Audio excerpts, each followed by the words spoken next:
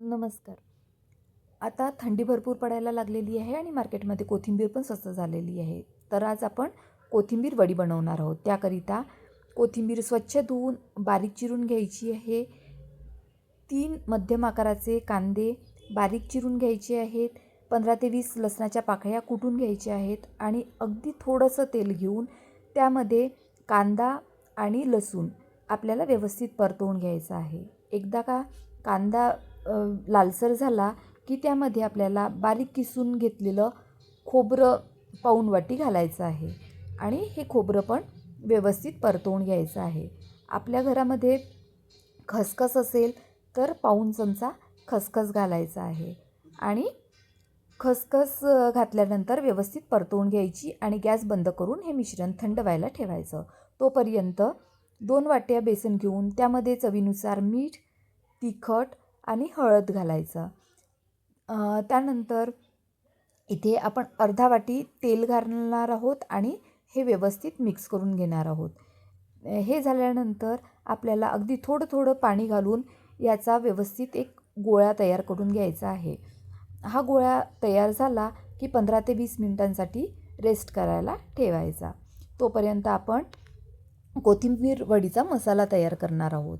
त्याकरिता एक कोथिंबीरमध्ये जे कांद्याचं मिश्रण होतं ते थंड करून घालायचं आहे आणि 2 मिरच्या बारीक चिरून घालायच्या आहे. त्यानंतर भाजून घेतलेले शेंगदाण्यांचा कूट पाऊण वाटी घालायचा आहे.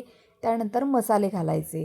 त्यामध्ये आहे अर्धा चमचा हळद घातलेली आहे, चवीनुसार मीठ घातलेलं आहे, अर्धा चमचा गरम मसाला घातलेला आहे, त्यानंतर अर्धा चमचा जिरे पावडर घातलेला आहे, चवीनुसार तिखट घातलेलं आहे आणि लहान चमच्यानी 1 चमचा आमचूर पावडर घातलेला आहे.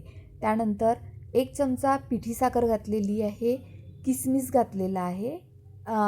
किसमिस जे आहे ते ऑप्शनल आहे, आपल्याला आवडत असल्यास घालू शकता. हे मिश्रण व्यवस्थित मिक्स करून घ्यायचं आणि त्यानंतर बारीक चिरलेला काजू घालायचा. चारोळी असल्यास आपण इथे चारोळी पण घालू शकता. त्यानंतर एका वाटीमध्ये पाणी घेऊन त्यामध्ये गरम मसाला घालून ते मिश्रण बाजूला ठेवायचं आणि इथे बेसनाची एक लांबसर आकाराची पोळी तयार करून घ्यायची. पोळी ही पातळ असायला हवी.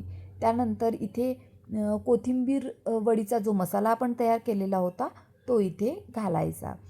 ते झाल्यानंतर व्हिडिओमध्ये दाखवल्याप्रमाणे त्याला आकार द्यायचा आणि कोथिंबीर वडी जी आहे ती तेलामध्ये जाऊन फुटायला नको म्हणून आपण जे पाणी आणि मसाल्याचं मिश्रण तयार केलेलं होतं ते इथे सगळ्या साईडनी व्यवस्थित लावून घ्यायचं आणि व्यवस्थित जी वडी आहे ती फोल्ड करून या प्रकारे सगळ्या वड्या ज्या आहेत त्या तयार करून घ्यायच्यात आणि त्या झाल्यानंतर आपण ह्या तेलामध्ये तळून घ्यायच्या आहेत. दोन्ही साईडनी व्यवस्थित लालसर झाल्यानंतर इथे आपली कोथिंबीर वडी जी आहे ती तयार आहे.